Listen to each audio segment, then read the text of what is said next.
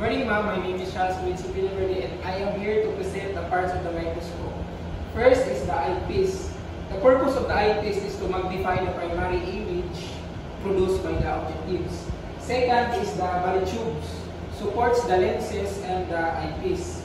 And third one is the objective lens, magnify the images produced by the images of the specimen produced by the objective for enlargement. Then the fourth is the stage clip, holds the specimen in place of the stage.